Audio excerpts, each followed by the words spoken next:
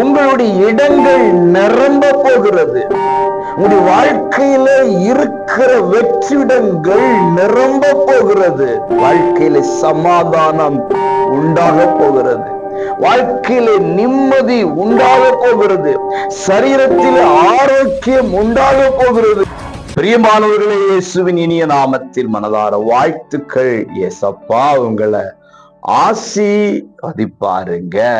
யோவேல் 2:24 களங்கள் தானியத்தினால் நிரம்பும். அன்பு உறவுகளே, தானியத்தை சேகரித்து வைப்பதற்கு ஒரு களம் தேவை, ஒரு இடம் தேவை. அந்த இடம் தானியத்தால் நிரம்புமா? அப்போ அந்த இடத்தினுடைய நோக்கம் என்ன அப்படி என்றால், தானியம் நிரப்பப்பட வேண்டும். பிரியமானவர்களே, இன்றைக்கு பல காரியங்களுக்காக நீங்கள் செயல்பட்டு கொண்டிருக்கலாம்.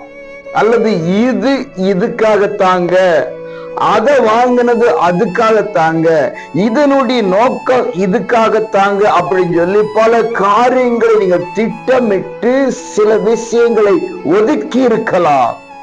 இன்றைக்கு கர்த்தர் சொல்லுகிறார், எந்த காரியம் எந்த நோக்கத்துக்காக ஆயத்தம் பண்ணப்பட்டிருக்கிறதோ அந்த நோக்கம் நிறைவேறப் போகிறது. வாழ்க்கையில சமாதானம் உண்டாக போகிறது.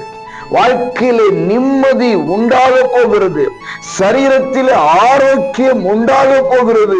குடும்பத்திலே ஆசீர்வாதத்தின் விருத்தி உண்டாக போகிறது. வாழ்க்கை நிரம்பி வழிய போகிறது. இன்றே அனுபவியுங்கள்.